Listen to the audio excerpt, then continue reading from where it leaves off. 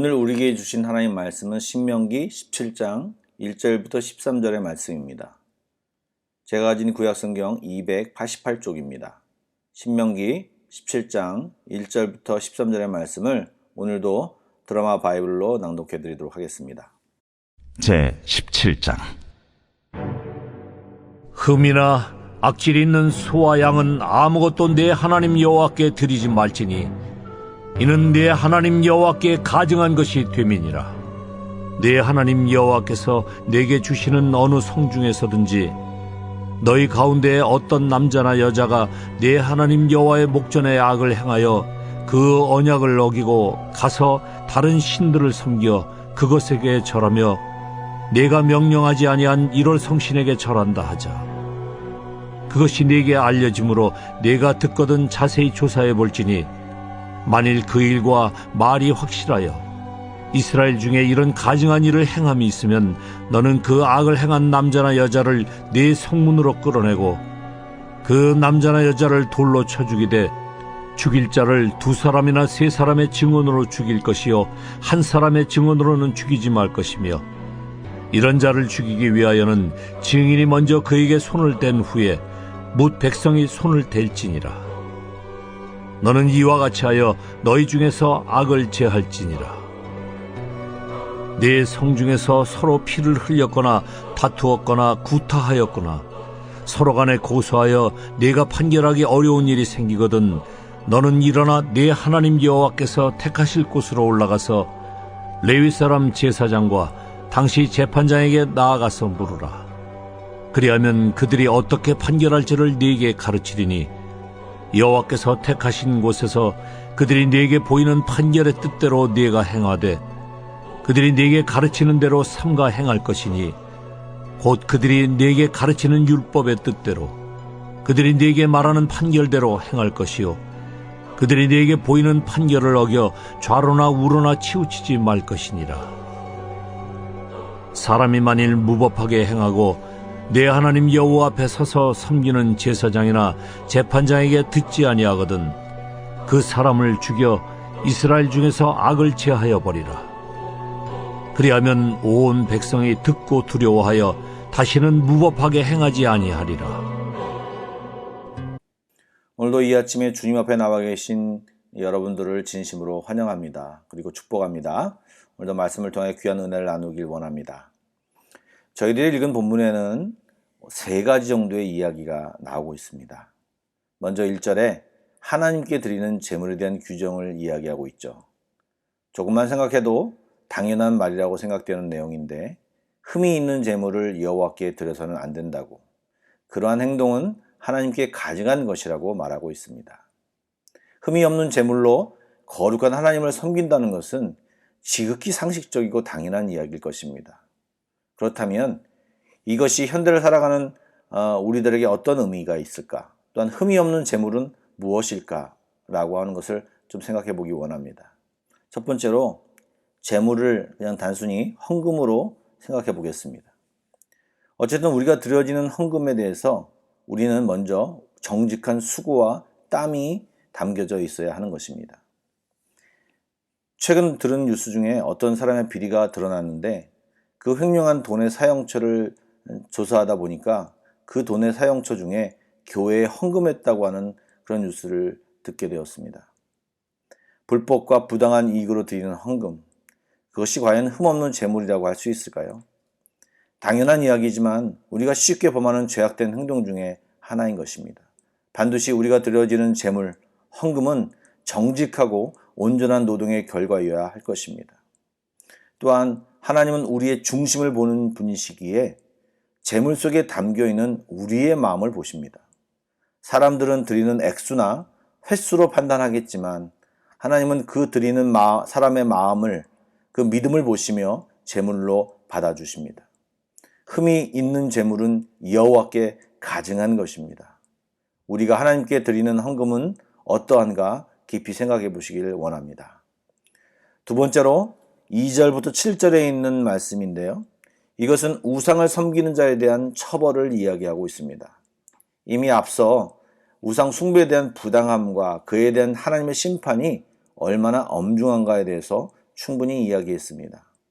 그러기에 우상 숭배에 대한 소문을 들었을 때 그 소문에 대한 진실 여부에 대한 철저한 조사가 이루어져야 한다는 것을 이야기하며 한 사람의 증언이 아니라 두세 사람 이상의 증언을 근거로 판단해야 한다는 것을 이야기하고 있습니다. 즉 위증의 위험이 있고 정확한 판단을 위해서 충분한 수의 증인이 필요하다는 것입니다. 그리고 그 결과가 확실해졌을 때는 그 죄인을 돌로 쳐 죽여야 되는데 증인들이 먼저 돌을 쳐야 한다는 말이 7절에 나오는데 그만큼 자신의 증언에 책임을 지을 것을 이야기하고 있는 것입니다. 이제 다음 주제에도 설명되어지겠지만 공동체 안에서 누군가의 소문을 듣고 그 사실을 정확히 알아보기도 전에 사람을 판단하고 정죄해서는 안 되는 것입니다. 당사자의 얘기도 들어봐야 하고 상황에 따라서 공정하게 판단하는 것은 한 공동체 안에서 절대적으로 필요한 부분입니다. 잘못된 소문과 그로 인한 잘못된 판단은 죄로 인한 오염 못지않게 한 공동체를 쉽게 무너지게 할 수 있기 때문입니다. 또한 죄로 판명될 때에는 아파도 끊어내기 쉽지 않아도 끊어내야 공동체가 살아날 수 있습니다. 아깝다, 아쉽다라는 다른 논리로 망설이다가 더 많은 공동체가 문제가 될 수 있습니다. 방치한 만큼 굼게 되어 있습니다. 죄에 대하여 미적거리면 그만큼 하나님과 멀어지고 그만큼 내 영혼이 파괴되기 때문에 힘들지만 온전한 결단을 내려야 하는 것입니다. 공동체 안에서 이러한 판단은 신중하고 또한 과감한 한마디로 온전한 결단을 내려야 하는 것입니다. 8절부터 13절에는 앞의 문제에 대한 연장선입니다. 오늘날의 삼심제도처럼 이스라엘의 각 지파 성읍에서 판결하기 어려운 그런 문제가 발생했을 때에는 여호와께서 선택한 장소로 가지고 와서 제사장과 재판장에게 판결받을 것을 말씀하고 있습니다. 이때 제사장과 재판관들의 판단 기준은 율법의 교훈입니다.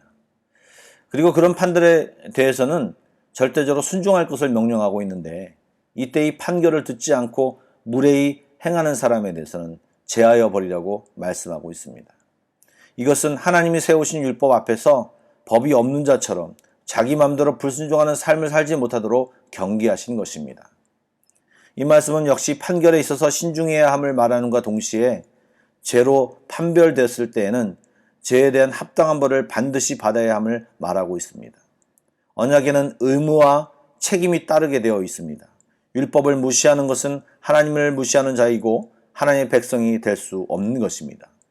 그렇다면 제사장이나 재판관이 온전히 율법대로 판단하는 일을 어떻게 할 수 있는가? 혹시 그 사람들이 실수하면 어떡하는가? 라는 질문이 나올 수 있겠습니다. 그렇기 때문에 12절 말씀에 보면 내 하나님 여호와 앞에 서서 섬기는 제사장이나 재판관이라고 말씀하십니다. 예, 사람이 실수할 수 있죠. 그러나 하나님은 실수하지 않으십니다. 사람이 실수하더라도 하나님이 신실한 자를 지켜주십니다. 하나님은 살아계시고 하나님을 신뢰해야 합니다. 오늘 본문에서 하나님은 우리 모두가 하나님만을 믿고 의지하는 거룩한 공동체가 되기를 원하시고 계심을 깨닫습니다. 하나님을 한 마음으로 섬기고 하나님의 말씀이 우리 삶의 기준이 되고 그것을 지켜나갈 때 우리는 하나님의 거룩한 공동체로 세워질 것입니다. 우리 한마음 공동체가 주 앞에서 거룩한 공동체로 세워지기를 축복합니다. 기도하시겠습니다. 우리의 삶의 기준이 되시는 하나님, 우리 안에 내 마음대로 하나님의 말씀의 기준에 관계없이 살려는 마음을 다스려 주옵소서. 분명 나의 죄를 십자가에 못 박았는데 이 죄악들이 되살아나 나를 또 묶으려고 합니다. 예수 그리스도의 이름으로 끊어내게 하여 주시고 주님으로 인해 자유함 속에서 살게 하여 주시옵소서. 거룩한 백성이 되게 하여 주옵소서. 주의 말씀이 정녕 나의 삶의 기준이 되게 하여 주옵소서. 말로만 그리스도인이 아니라 삶 속에서 온전한 변화가 있는 그리스도인이 되게 하여 주옵소서. 이 하루도 순간순간 주님을 기억하며 하나님 앞에서 살아가는 저희들 되게 하여 주옵소서. 예수님의 이름으로 기도드립니다. 아멘. Pray Together 1, 2, 3 기도 제목으로 먼저 기도하신 뒤에 개인 기도로 나아가겠습니다. 다 같이 기도드리겠습니다.